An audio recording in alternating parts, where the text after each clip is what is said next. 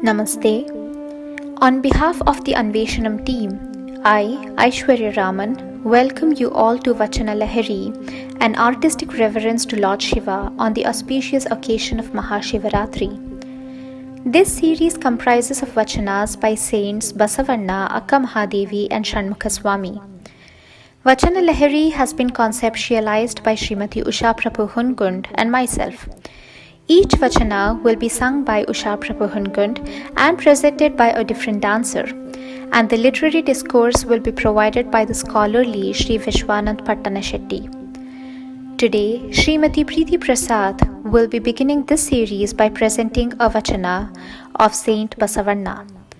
Before moving forward, I would like to give a quick introduction about today's artists. Srimati Usha Prabhu Hungund is a leading Indian classical vocalist, composer, and teacher in the San Francisco Bay Area, with primary focus being Carnatic music. She began her initial training under the guidance of Vidwan Sri Sringeri H.S. Nagaraj in Karnataka, and further continued her training under Vidushi Srimati M.S. Sheila from Bengaluru. Presently, she is pursuing her advanced training under the tutelage of Vidwan Sri Malladi Suri Babu from Vijayawada, father of the famed Carnatic vocalists Malladi brothers. Sri Vishwanand Pattanashetty is a Bay Area resident who enjoys making short films and acting in plays. He loves and enjoys discussing philosophy as well as psychology, and whenever possible gives talks about Vachana Sahitya.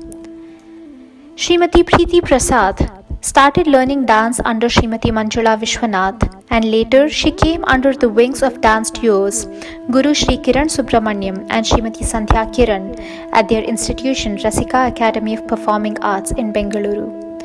She performed her Ranga Pravesha in 2010, and since then she has been giving innumerable performances conducted by her gurus, sabhas, temples and other reputed organizations. Endowed with a pleasing stage presence, Preethi brings to her audience a refreshing presentation of Bharatanatyam, exhibited through her strong sense of rhythm, scintillating nritta, and lively abhinaya. To learn more about our presenters and performers, please refer to the post on the Anveshanam Facebook page and Instagram profile. If you would like to share any information about vachanas or have any questions, please reach out to us either on Facebook or Instagram. Also, please like and share our page on both the social media platforms. I now present to you the first vachana in the Vachana Lahari series, Vachanadalli Namamrutha Tumbi, in Raaga Abheri and Taala by Srimati Preethi Prasad. Hello everyone. Let's understand vachanas written by 12th century saints called Sharanas, who were led by Basavanna in North Karnataka. Basavanna was a social reformer who was known for three main reforms in the society at the time. First one, during that time the temples were the path to spiritual enlightenment. However, certain classes of society were not allowed inside the temple. So Basavanna educated the masses that they didn't need to go to the temple to seek enlightenment. They could worship Ishtalinga at home instead. The second reform by Basavanna was about education. The language of the scriptures at the time was Sanskrit, but not everyone was allowed to learn Sanskrit. So Basavanna wrote and encouraged others to write vachanas, which were filled with the spiritual nuggets in Kannada, the common man's language. Third, the women were not allowed to get education or seek spiritual enlightenment. But Basavanna encouraged all the women to seek enlightenment in equal footing with men. Let's discuss one of the vachanas that Basavanna wrote. Vachanadalli Namamrutha Tumbi, Nayanadalli Muruti Tumbi, Manadalli Nimma Nenahu Tumbi, Kiviyalli Kiruti Tumbi, Kudala Sangama Deva, Nimma Charana Kamaladolaganu Tumbi. Let the speech be filled with your elixir-like name. Let the sight be filled with your form. Let the mind be filled with your remembrance. Let the ear be filled with your praises. O Kudala Sangama Deva, let me become merged into your lotus feet. The Sharanas of the 12th century were the chief proponents of the practice of Shiva Yoga. Primarily, Shiva Yoga practice can be divided into 3 categories based on the object of meditation. Initially, they start out by meditating on a gross physical object called Ishtalinga, which is placed on their palm. Then they move on to the meditation of Pranalinga, the prana, the life force. Then they move on to the subtlemost object of meditation, the meditation of Bhavalinga, or the meditation of the self. While this is a broader classification, they also followed the 6-stage practice of Shatsthala. Shatsthala can be literally translated as 6 stages. The Sharanas believed that this practice was an excellent way of ascending to the higher plane of consciousness, one after another. Here is a brief description of Shatsthala. 1. The first stage is called the Bhakta Sthala, where the seeker interested in Shiva Yoga develops devotion to Shiva. In this stage, the seeker is initiated with an Ishtalinga to be worshipped regularly. While worshipping the Ishtalinga, a few practices are followed, such as offering flowers, vibhuti, abhisheka, and doing Shiva Japa. After these rituals, the seeker gazes into the linga placed on the palm for an extended time. This is the first stage of meditation. The rituals are said to help the seeker to bring about a sense of belonging and concentration towards the linga placed on his palm. The second stage is the Maheshwara Sthala, where the seeker becomes much more steadfast towards his Ishtalinga or Shiva.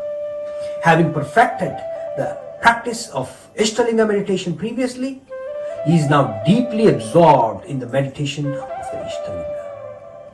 He has briefly overcome the sense of body and become one with Ishtalinga. That is, he offers the objective or the visible world to the Shiva and considers it as Shiva's property. In the third stage of Prasadi Sthala, the seeker believes that all his worldly acquisitions are a prasada of Shiva. His sense of attachment towards the worldly possessions are diminishing, and he believes that they are to be offered to Shiva. This can be achieved by serving the Guru or by charitable work. In Sharana's language, the body, mind, and the wealth, Tanu, Mana, Dhana, should be pledged and offered to Guru or God. In the fourth stage of Pranalinga Sthala, the seeker meditates very intently on his subtle breath and graduates to eventually becoming fully absorbed in the meditation of the formless or the feeling of the life force, prana, that flows through the body. In this stage of Shiva Yoga, there are several practices of pranayama, Hatha Yoga, Kundalini Yoga. The object of meditation here is subtler than the Ishtalinga. In the fifth stage of Sharanasthala, the seeker meditates on the Bhavalinga, or the sense of self, the sense of I. This is a very advanced stage. That is, during his meditation, the seeker has usually gone past the sense of body, breath, mind, etc., and only concentrates on an extremely subtle feeling of his existence. Even this sense of self merges into Absolute or Shiva, and the seeker then becomes a Sharana. Here, he has become bliss personified. All the descriptions of Amrutha, etc., are described in this state. In the sixth and the final stage of Aikya Sthala, bliss experienced in the Sharana Sthala also disappears into a divine state of nothingness, or what the Sharanas called Bayalu, Chid Bayalu, or Bhatta Bayalu. Here, there is only absolute and no sense of anything. The sense of individuality is completely merged into the absolute, breaking all the falsehoods of body, mind, and the self. The Sharana has become one with the ultimate reality. Basavanna's Vachana above can be read with the above understanding. He is extolling the devotees to dedicate their whole life and all their activities towards the worship of Kudala Sangama Deva or Shiva. Here he is saying, let all his being fill with only Shiva. Whenever he speaks, he wants to talk only about Shiva. Whenever he opens his eyes, all he wants to see is just Linga. Similarly, he wants his mind to be fully engaged in the contemplation and meditation of Shiva. He is fully assured that such a state of complete absorption will pave way for the seeker to eventually become merged with Shiva, the absolute consciousness. There is also another way to look at this Vachana. Some may say that the Basavanna was in such a state that everything he saw, heard and thought came across as divine and holy. A very high and blissful state of absorption where the seeker, the world, is filled with such God everywhere. They do not see anything other than God. In fact, anything they see and touch is God itself for them. This Vachana can also be seen from this light.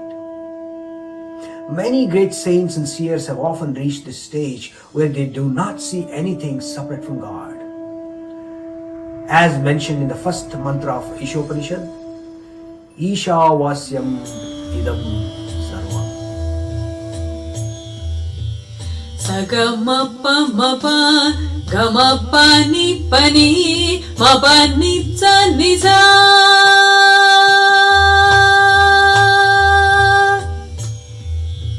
Sagamappa mapa gamappa ni pani mapa nitsa nisa. Sagamappa mapa gamappa ni pani mapa nitsa nisa. Gari sani dari sani da re sani da pani sagama pani Vachanadalli Namamrutha Tumbi. Vachanadalli Namamrutha Tumbi. Nayanadalli nimma Muruti Tumbi. Nayanadalli nimma Muruti Tumbi. Nayanadalli nimma Muruti Tumbi. Nayanadalli nimma Muruti Tumbi. Manadalli nimma nenahu Tumbi. Manadalli nimma nenahu Tumbi. Kiviyalli nimma kiruti Tumbi. Kiviyalli nimma kiruti Tumbi. Kiviyalli nimma kiruti Tumbi. Kiviyalli nimma kiruti Tumbi. Kiviyalli nimma kiruti Tumbi. Kudala Sangama Deva.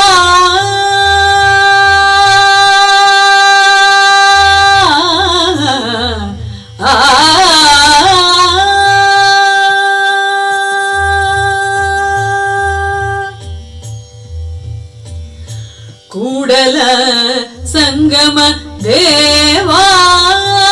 Nimma Charana Kamaladolaganu Tumbi. Kudala Sangama Deva. Nimma Charana Kamaladolaganu Tumbi. Vachanadalli Namamrutha Tumbi. Vachanadalli Namamrutha Tumbi.